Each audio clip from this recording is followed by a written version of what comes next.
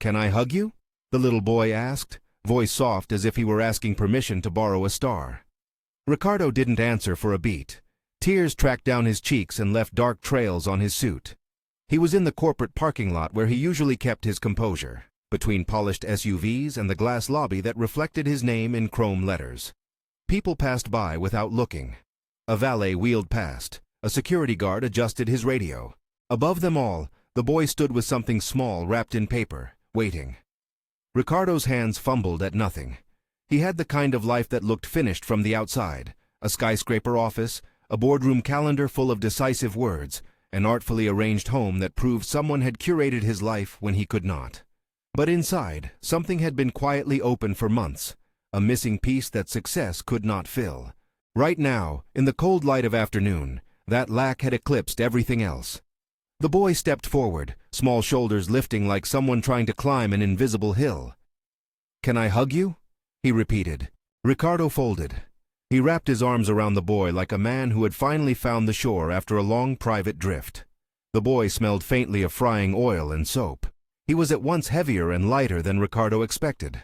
They stayed like that a long time, two people in a parking lot treading air that felt like a fragile, newly discovered home. That was the end of the story everyone would later point to when they told it in shorter versions.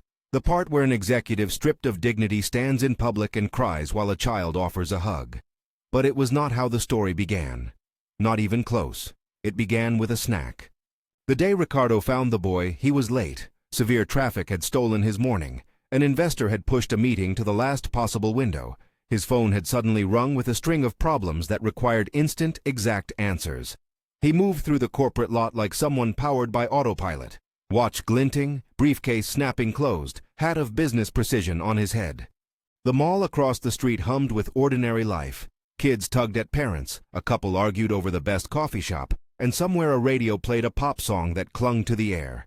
In one of the parking rows, a small boy ran, knees scraping, hair plastered to his head from sweat. He was barefoot in cheap sneakers with a hole at the toe. He cradled a small brown paper packet as if it were a treasure chest. Older kids, teenagers with the bored cruelty of adolescent hunger, pursued him. They were quick and cruel with words. The boy darted between cars. One shout, one shove, and the packet fell. He bent and hissed as if fixing something fragile. One of the older boys swore and reached, but the little boy tucked the packet under the bumper of a silver sedan, then shoved his small body flat against the pavement so he could peer around a tire and watch. He looked like a fox hiding a bone. When a wheel rolled by, he flinched. Ricardo was getting in his car when the boy scampered up to the one next to him and mouthed something. The boy's breath was hard and quick. His eyes were larger than his face. He pointed to the small packet and then, with the earnestness only a child possesses, knocked on the sedan's shiny side and hurried away. It was a warning. The packet might be crushed if someone parked right over it. The boy's tiny hand trembled. When it reached Ricardo's ankle, he nearly jumped. Ricardo frowned. For an instant he felt irritation, another distraction, another delay. Then he saw the dirt beneath the boy's fingernails. He saw the smallness of the packet. He saw the fear. Something in him that had spent years practicing the look of not caring blinked. He crouched and looked under the car. There it was, a pastry, still warm, wrapped in grease-flecked paper. It was the kind of street snack you could buy for $1. Fried dough, shredded chicken spiced and folded into a golden pocket. It glowed in the shadow like an ember. Someone had left it where a tire might flatten it. He reached for it. The boy had stopped 10 feet away, hands tucked in his hoodie, watching.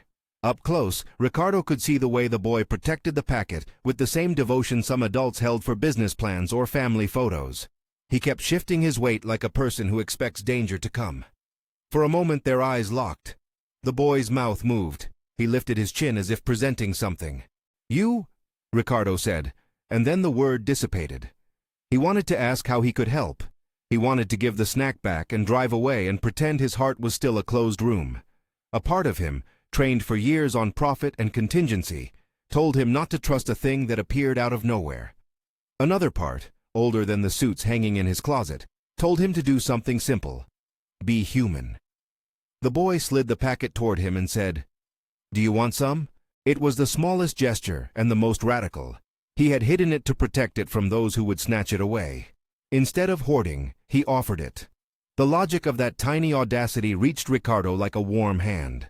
He caught himself smiling, an almost embarrassed thing. He peeled at the paper. Steam curled up. They shared it right there, sitting on opposite sides of the bumper, like two conspirators in a world that had suddenly made space. Half for him, half for the boy. The pastry was greasy and bright with flavor. It crumbled in a way that made Ricardo feel he was returning to some memory that was not his.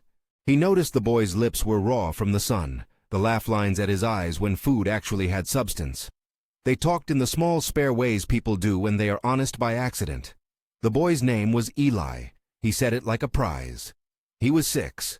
He lived with his grandmother, who cooked and kept him safe as best she could.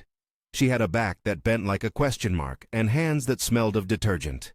She had taken the job of keeping a child alive because keeping love is work too.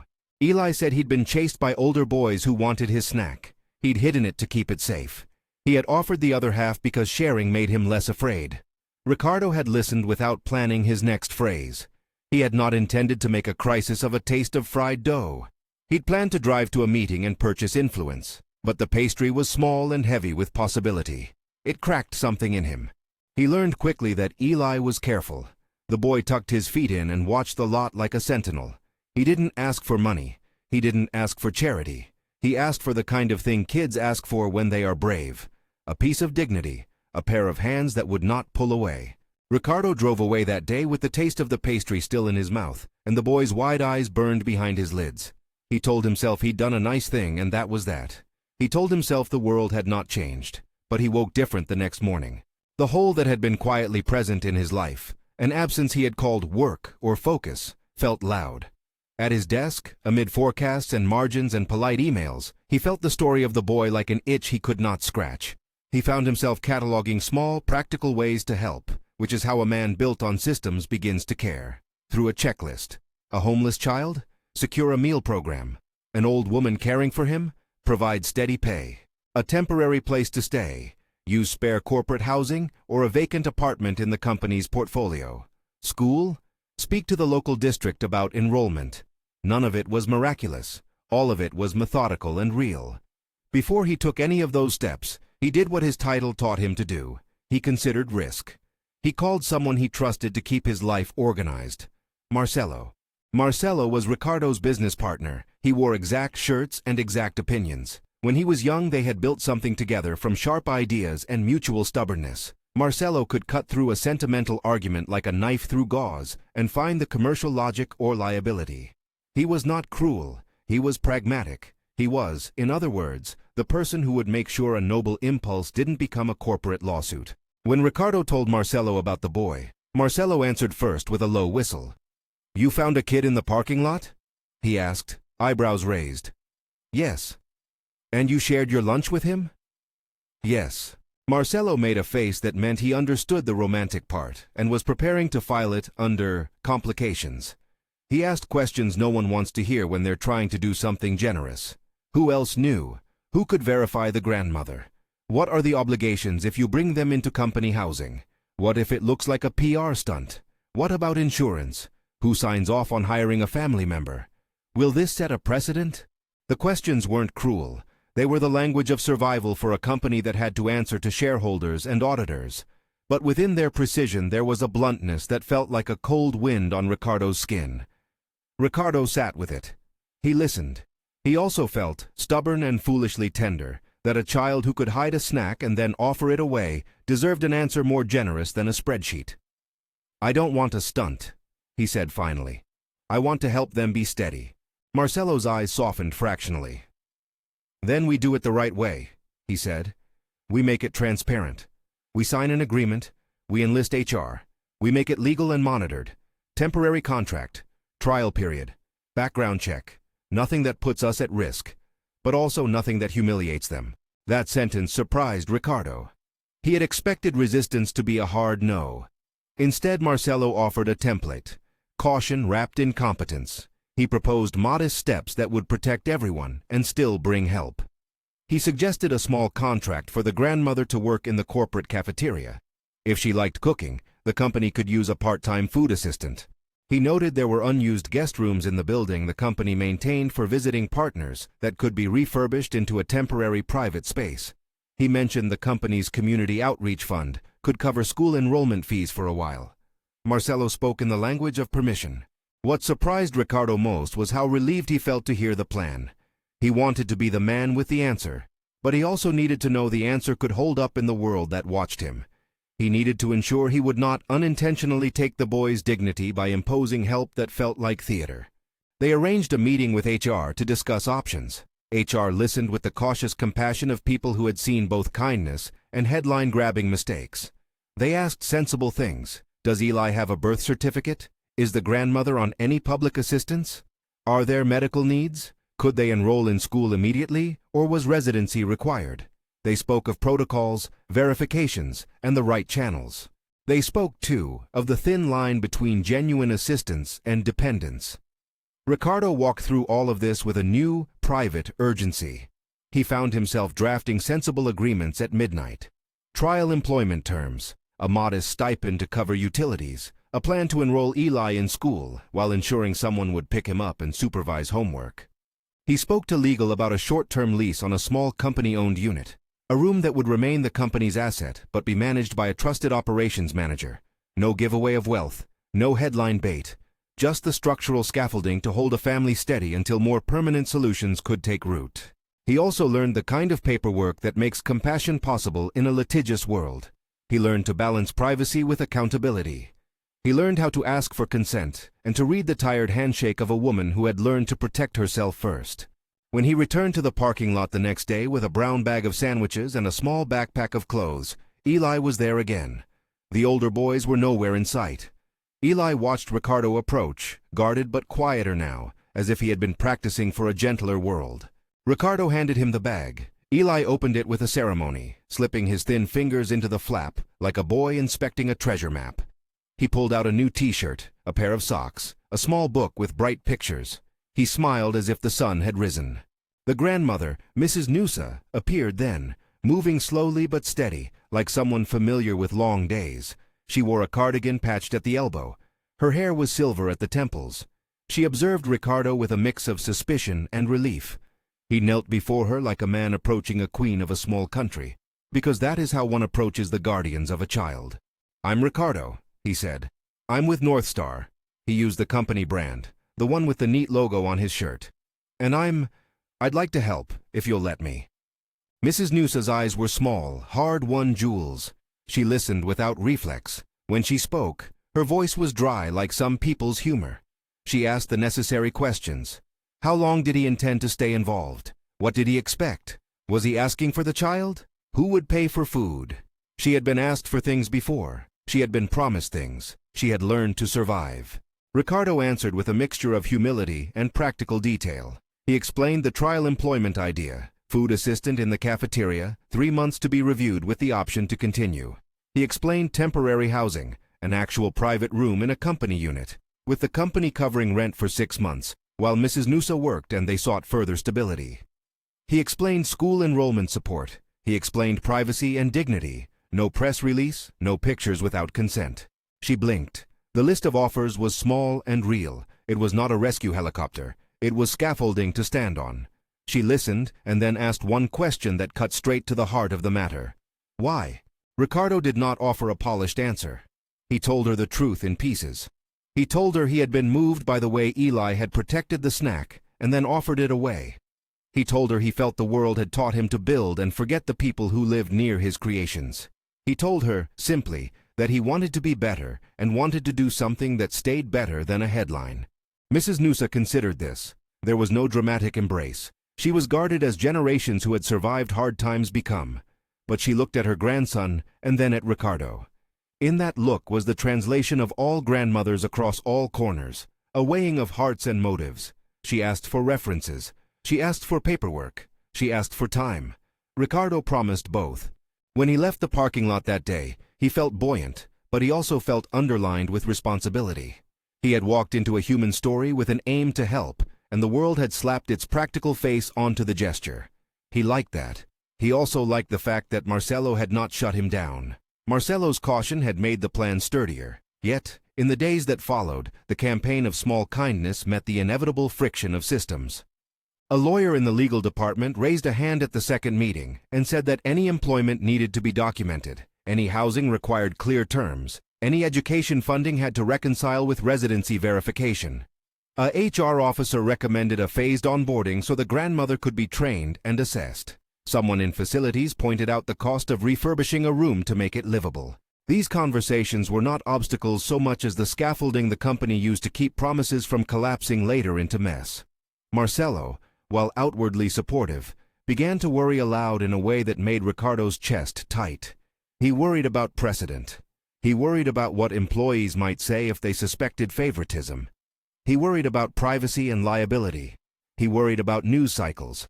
He worried even about how the grandmother's presence might change their cafeteria.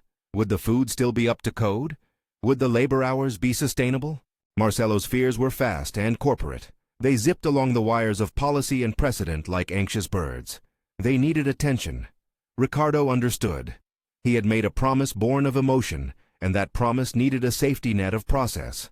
The trouble was, the safety net felt like a cage to someone who had the boy's small, earnest face in his mind.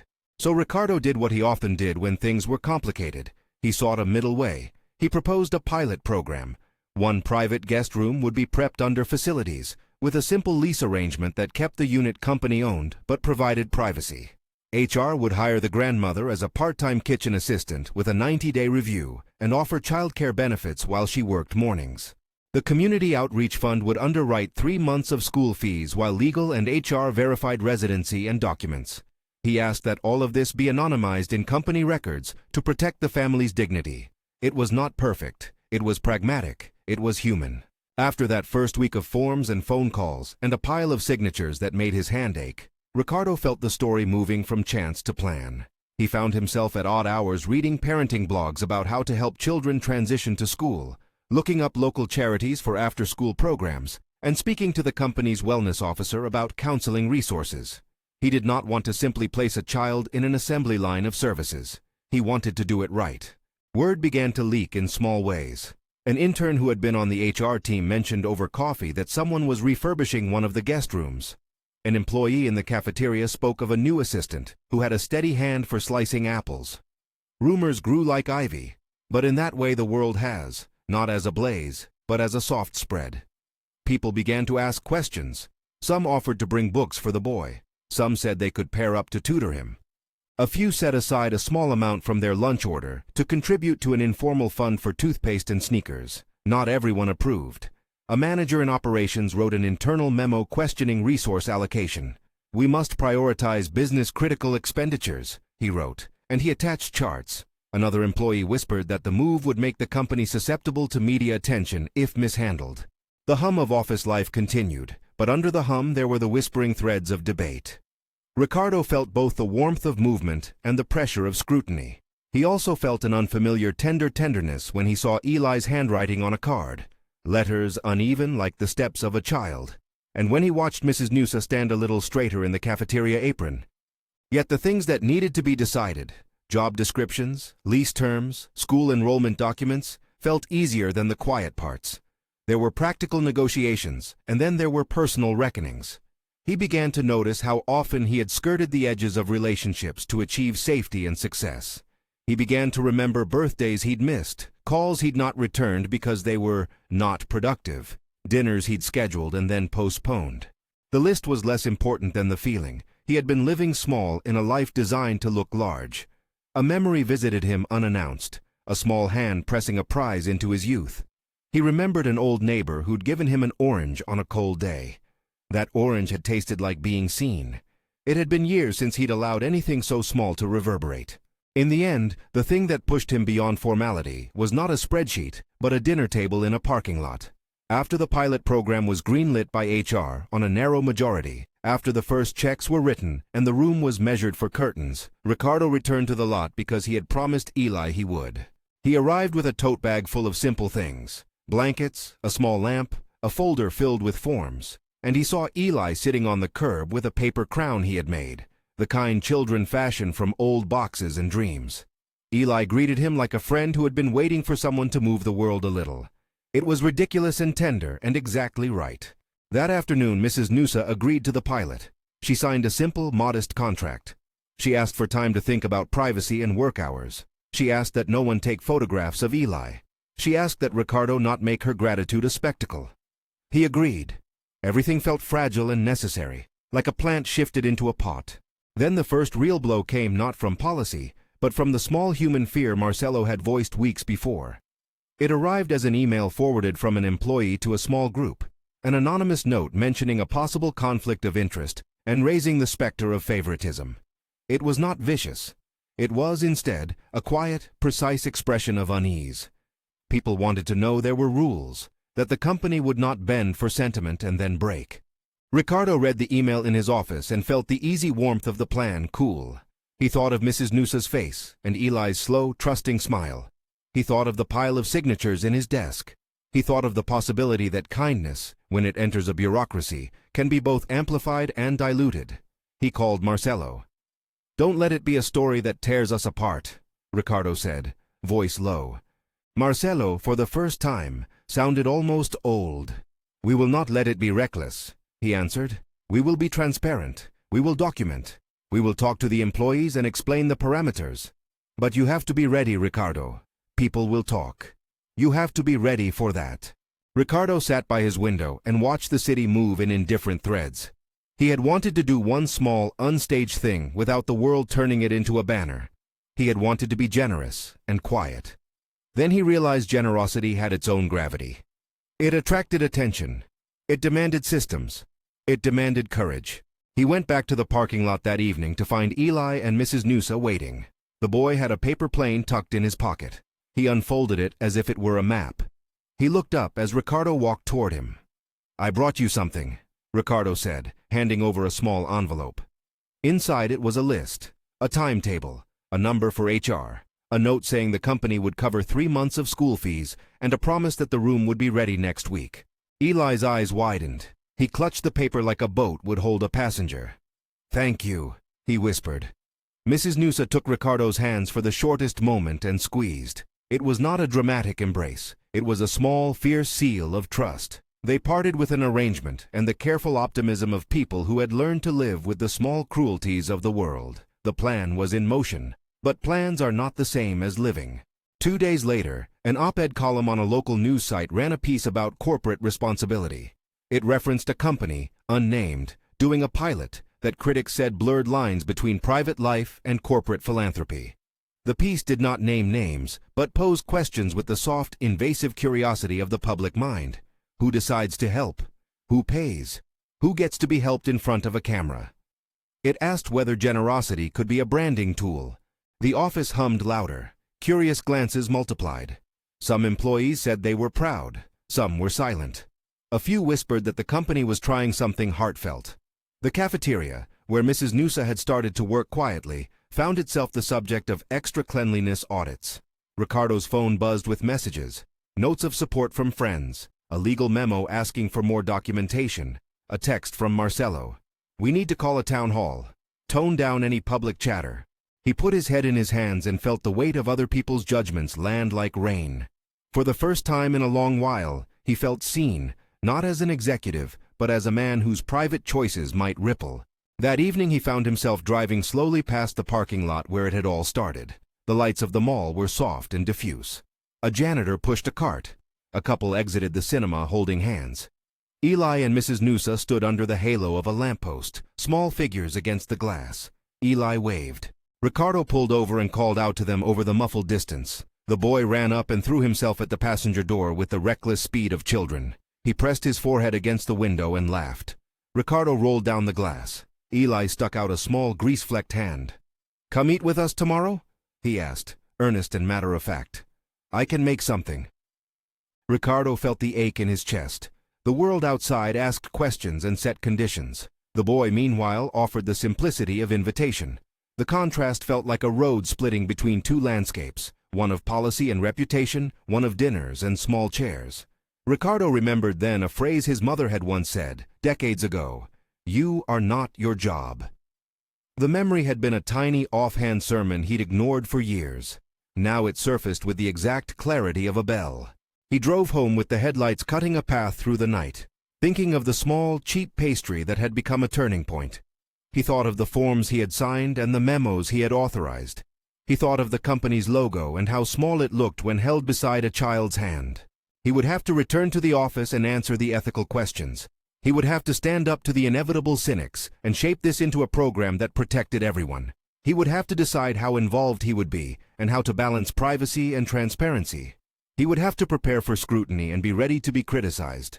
But he would not go back to being the man who walked past people without seeing them. Something inside him had shifted. It was not a surrender to melodrama. It was a quiet reorientation. It would change how he led the company, how he scheduled his life, how he prioritized his hours. He could already feel the edges of that change knitting into something durable. That night, before sleep took him, he opened his calendar and blocked time, not for a deal, not for a conference call, but for something his assistants were not used to seeing on his agenda. Check in on Eli and Mrs. N. It was a small entry written with the same ink as profit forecasts, but it meant more. The next morning, he arrived at work to find Marcelo waiting outside his door with a stack of printouts. Marcelo looked serious in the way of a man who had been checking the weather and finding a storm. "We need to have a conversation," Marcelo said. "You know I'm with you on this. I helped you draft the plan, but there are layers we need to handle before we proceed any further." Ricardo nodded. He braced himself for a meeting that would decide how visible this kindness would be. He also worried about how the public would read any misstep. They sat down, and Marcelo began to outline a list of complications that could unravel the well-meaning pilot. Legal exposure if the family's documents were incomplete, the risk of employees misreading the arrangement as favoritism, the potential of media attention turning a private act into a spectacle. He was not attacking, he was enumerating reality. For Marcelo, this was the work of stewardship. Ricardo listened, his hands folded. When Marcelo finished, Ricardo thought of the boy with the paper crown and of the hug that had come months later, the one he had glimpsed in a flash of memory and a future he could not yet inhabit fully. He thought of how a child had taught him the language of small, steady gifts. "Then we do it with safeguards," Ricardo said. "We stay transparent internally. We document. We make sure it's not about my name. We make sure the family's dignity is preserved. And we move forward."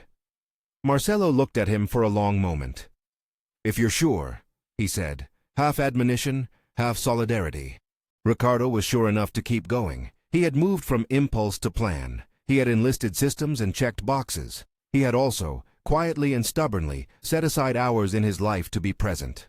What he could not yet know was the depth of what would change in him. He could not know how an ordinary morning shared with a child over a fried pastry would echo into months where the mundane acts of tending a family would reconstruct his priorities. He could not yet feel the exact weight of the hug the boy would one day ask for, miraculous in its simplicity. But he did know this. The path toward that hug began in a parking lot when two people shared half of something and discovered that giving and receiving were the same gesture seen from different sides. He stood up from the meeting with Marcelo and stepped back into the corridor where glass and sunlight made lines on the floor. Outside, the city moved as it always did, full of people who had rooms they carried closed and others they carried open. He thought of the boy and of the small, improbable grace of a shared snack. He was ready to keep the promise he had made. He was also aware that promises involve more than good intentions. They involve paperwork, patience, legal clearance, and conversations that might be uncomfortable. They involve being seen. And for the first time in a long time, Ricardo welcomed being seen. Days folded into weeks, and the pilot that had lived for a few signatures and a handful of promises began to feel less like a project and more like the daily work of being human. The guest room was modest. A single bed, a lamp that cast a warm circle, a small dresser with a mirror, and curtains that shut out the corridor lights.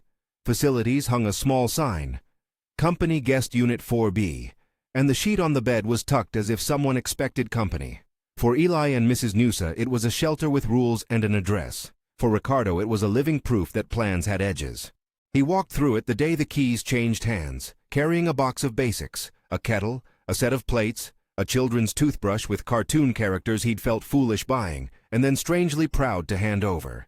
Mrs. Noosa unpacked with hands that had scrubbed more than one life into order. She arranged the plates with a kind of care that turned a plain table into a small altar. She hung a tiny, slightly crooked photograph of Eli's mother, an image no one had insisted she bring but one she had kept folded in her wallet for years, and it changed the room from corporate temporary to a shelter that held memory. The first week was awkward. The grandmother learned the conveyor logic of a cafeteria kitchen, where knives cut in clean metrics and timers were less forgiving than hunger. HR scheduled a training session and paired her with a patient supervisor, who coached her on safety standards and portion sizes. She moved like someone reacquainting herself with a muscle she had not used for years, slow at first, then increasingly sure. She listened to the supervisor's practical talk about documentation, payroll codes, and attendance. When the supervisor asked about preferred recipes, Mrs. Noosa smiled and reached for an old habit. Simple comfort food, recipes that had fed a child through winter and a family through summers of scarcity. Her chicken stew had a smell that seemed to make the kitchen breathe easier. Eli started school with a small backpack and a nervous, urgent excitement that had nothing to do with test scores. He carried his paper crown folded in the front pocket, a talisman against the newness of classrooms. The school's counselor met them half in the hallway and guided them through forms, asking kindly about immunizations, about quiet allergies no one had thought to mention, about the small fear that sits in a child's chest when the world changes scale. A volunteer teacher offered to pick Eli up from the unit if Mrs. Noosa's morning shifts ran late. It felt less like charity and more like the neighborhood filling in the gaps that systems had left open. At the company, the cafeteria's first days with a new assistant were the kind of small disruptions an office survives if it is patient. The staff noticed the difference immediately, as if a window had been opened. The stew Mrs. Noosa put on the line drew employees who'd never expected to prefer home-style food to the slick menu curated by a contracted caterer. People who had eaten with detached efficiency now lingered a little. Conversation shifted to recipes, and to the woman who chopped vegetables like she was telling a story. Rumors had not entirely stopped, but they softened when employees encountered the family in person, rather than as a headline-shaped rumor. An intern who had once been skeptical picked up a second coffee and stayed to read the small book Eli had been given. A project manager, who had been vocal about resource allocation, came by the line one lunch and silently took a spoon of stew. He returned the next day with a bag of books from his own childhood. A few employees offered tutoring. Another group formed a small fund to help with shoes when the heat of summer made worn soles a problem again. Marcelo watched these modest domestic shifts with an expression that did not yet cross into full approval, but the hardness of skepticism had softened. He visited the cafeteria once, ostensibly to check on food safety, and ended up lingering with a cup of black coffee as workers debated the proper way to fold a tortilla. He spoke less now about precedents and more about safeguards. He still sat across from Ricardo at weekly strategy meetings and ran his finger down spreadsheets that included the pilot's line items, but there was a new tone to his questions, curiosity threaded with caution rather than mere suspicion. When an HR officer recommended a discreet internal memo to outline the pilot's boundaries, Marcelo drafted it with a steadier hand than Ricardo remembered from their early days building the company. Outside the walls of North Star, the story cycled through a few more permutations of attention. The op-ed that had questioned motives was followed by a local human interest piece that interviewed teachers and neighbors about what had actually changed for a child stepping into a school for the first time. That piece carried photographs of anonymous desks and of a little backpack leaning against a chair. It did not name the company, but it did name an idea, small acts that do not require headlines. Ricardo found himself at a new kind of meeting, not investors but people who ran volunteer programs, social workers who explained how to make benefits portable, and local school administrators who could help standardize the enrollment paperwork. He met a caseworker who took his questions with a professionalism that erased any impulse to act from the heart without the mind. She talked about continuity, how a family's stability depends on measured steps, a steady job, accessible schooling, an adult with predictable hours, and the ability to say no when help would become harm.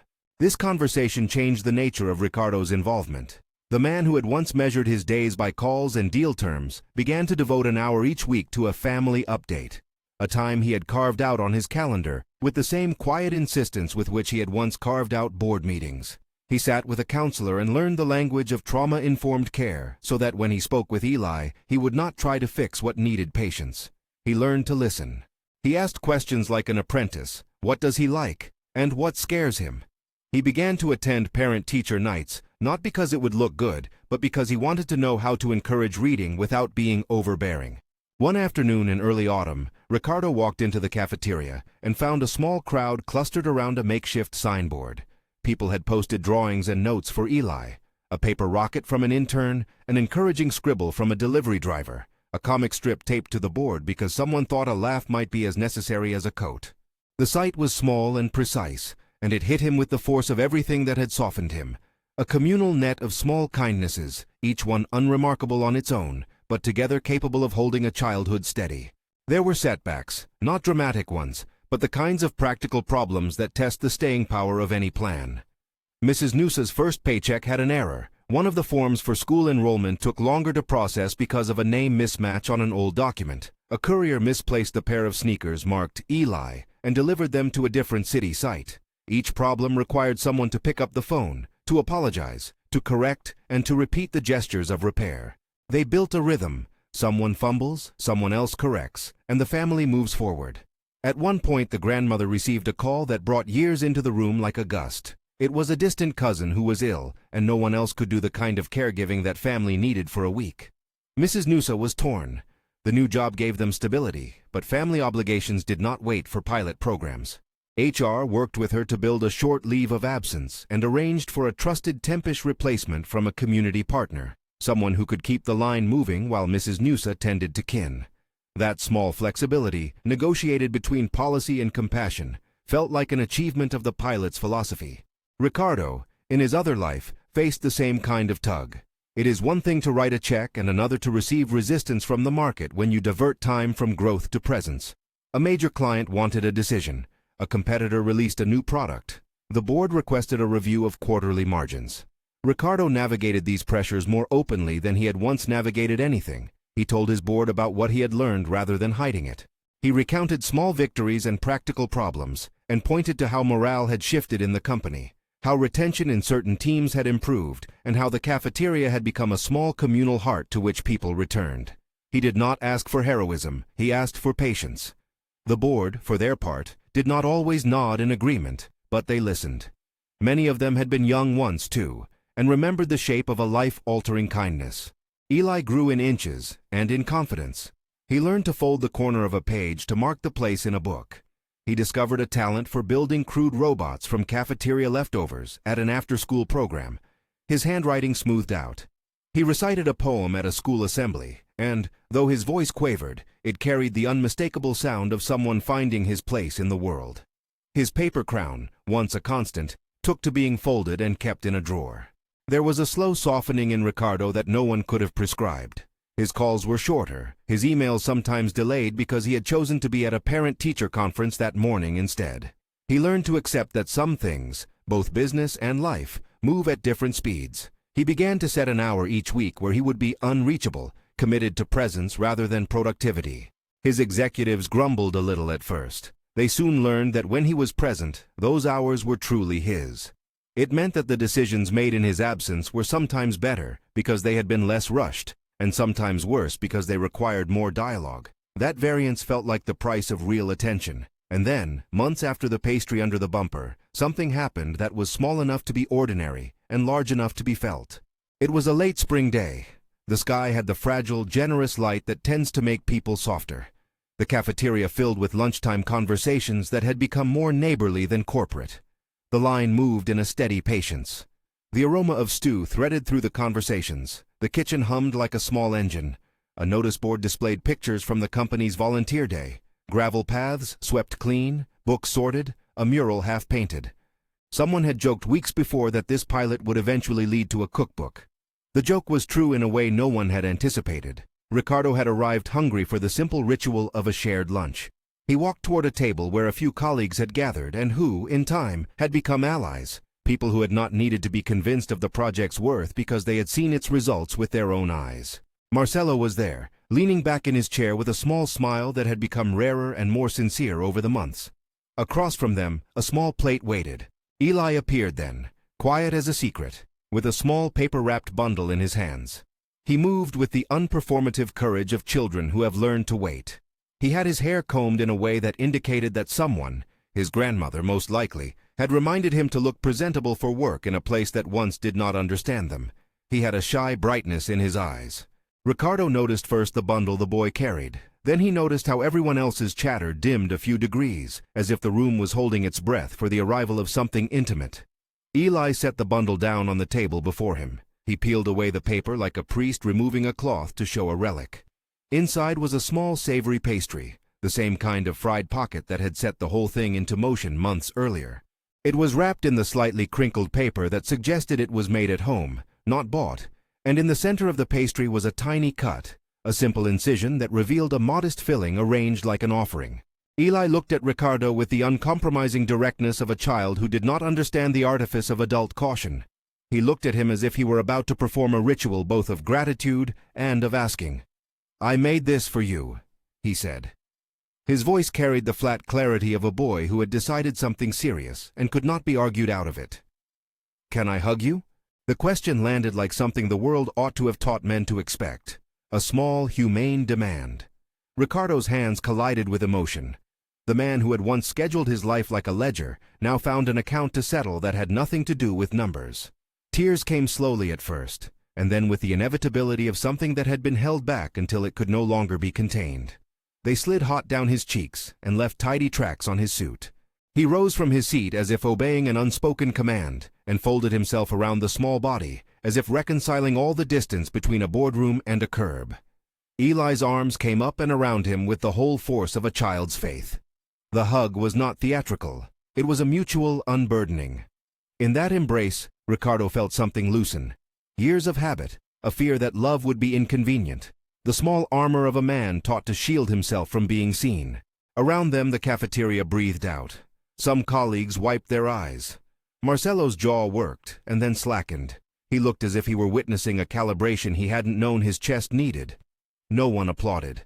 There was an attentive silence that felt like respect. After a long minute, they separated.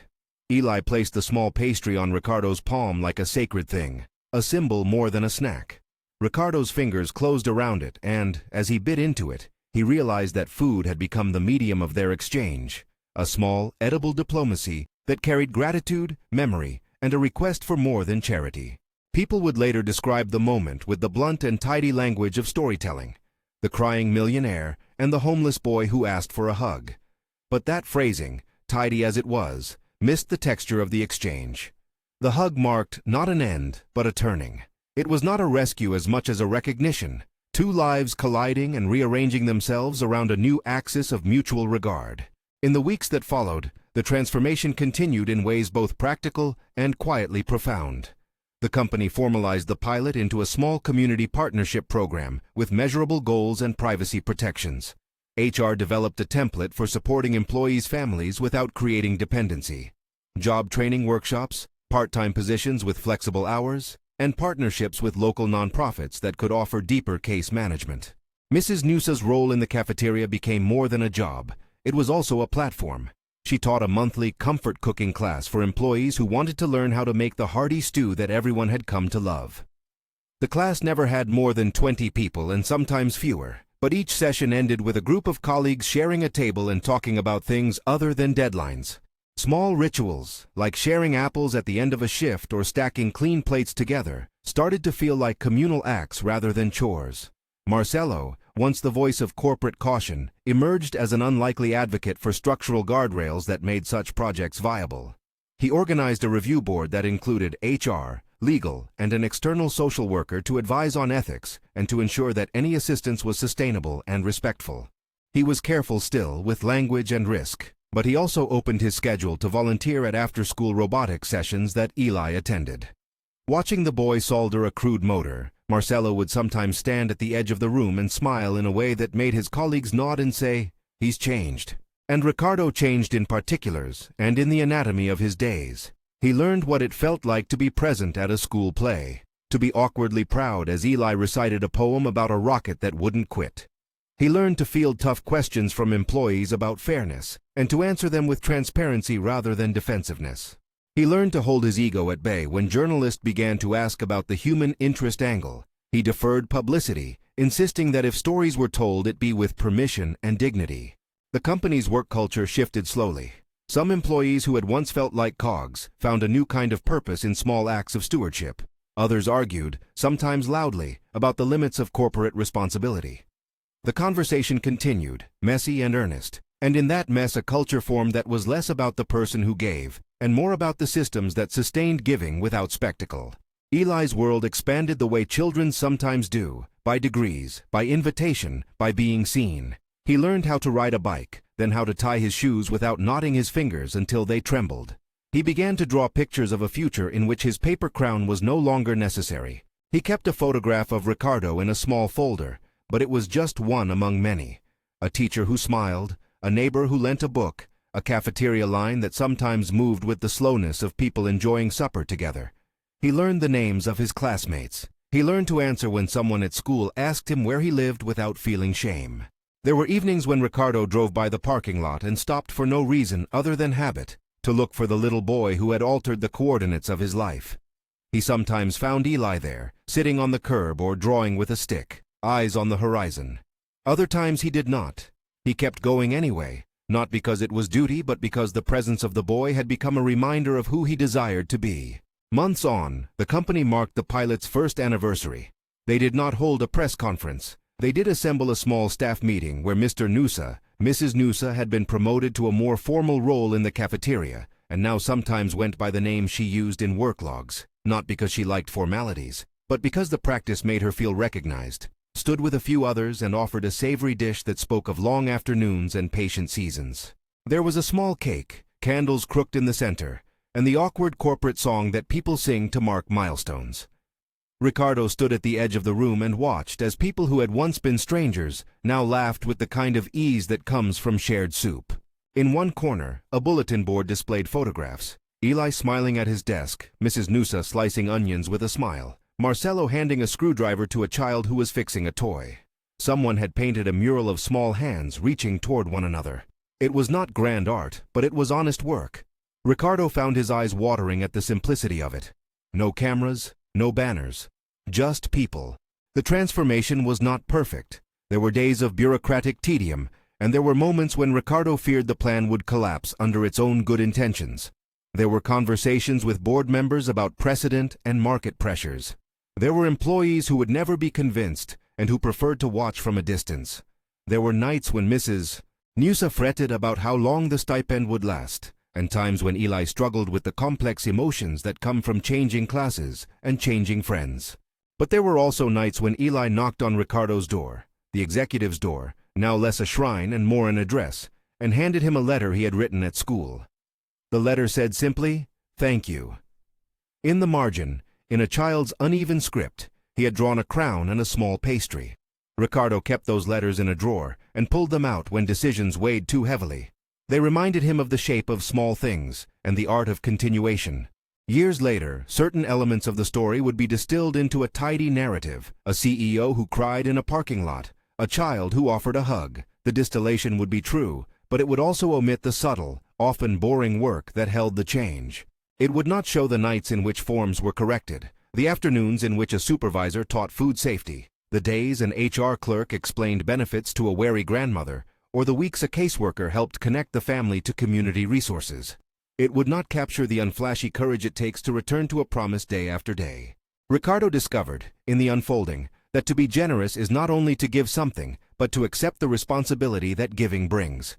He had to contend with his own limitations, his propensity for quick fixes, and his tendency to equate visibility with value. The hug had been a hinge, but the door it opened stayed open only because people did the slow work of moving through it. The company, for its part, continued to learn. They formalized mentorship programs, established a small fund that could be allocated to staff emergencies, and built partnerships with local organizations that could offer deeper, longer-term support than a single employer could. The pilot remained a pilot in the technical sense, but its lessons shifted policy in modest, durable ways. One rainy afternoon, some years after the pastry under the bumper, a small celebration took place in a community center the company had sponsored. Eli, older now by both inches and steadiness, stood before a small audience to receive a certificate for an after-school program in engineering, an exploratory course he had excelled in. He was not the center of attention in an extravagant way. Rather, he was a necessary node in a web. His hands trembled a little as he accepted the award. He shook the hand of the program director and then found Ricardo in the crowd, who had come without fanfare. The applause was warm and a little embarrassed, as applause often is when adults are reminded that children do the real work of growing.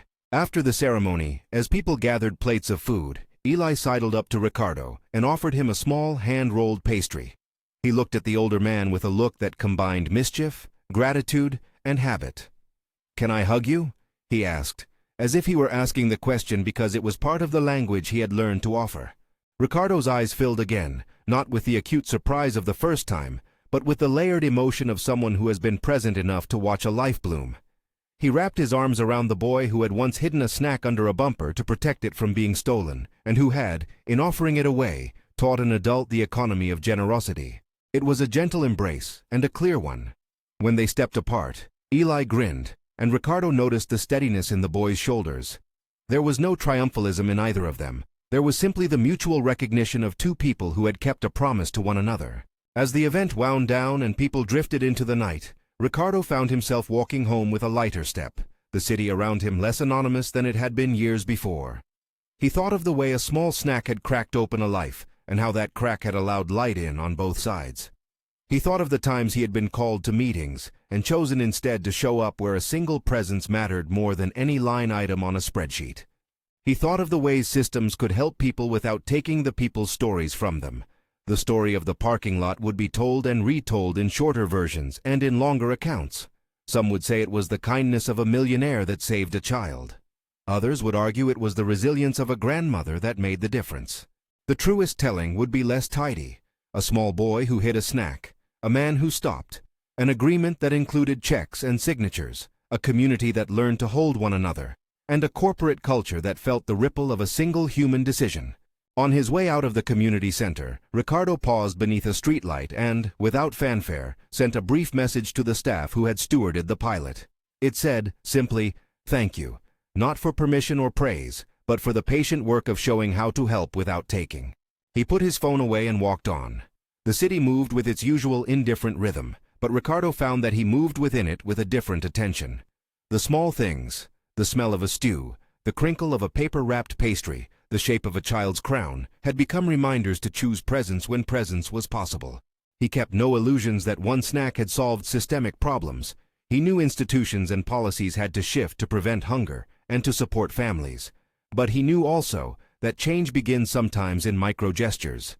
A child's offering, a man's decision to be seen, a company's willingness to make room for a family without spectacle. The particular miracle here was mutual. A life reshaped and a heart recalibrated. Days later, a small family photograph found its place on a bulletin board in the cafeteria. Eli grinning with a book clutched in his hands, Mrs. Noosa standing beside him in her apron, Ricardo slightly to the side, not posed so much as present. A marker below read, "People we've had the privilege to know." It was not a boast. It was a note of gratitude. Ricardo walked by that board sometimes and paused. He had learned to accept vulnerability as a currency that costs but also pays out in daily interest. He had learned that real generosity includes the patience to build structures that make individuals and families secure. That dignity mattered more than publicity. That a hug asked by a child carried a weight most adults are not ready to carry unless they choose to. The last image the story would leave, simple enough to be filmed and impossible to compress into a headline, was of Eli handing Ricardo the small pastry once more, years after the parking lot, and asking the same question with the same unadorned courage. "Can I hug you?" Ricardo had learned to say yes. If this story touched you, carry it forward. Do one small kind thing today, and consider supporting local organizations that provide steady, dignified help to families in need. Share this story with someone who needs a reminder that generosity can change both the giver and the receiver. The greatest wealth is sometimes found in the simplest gestures,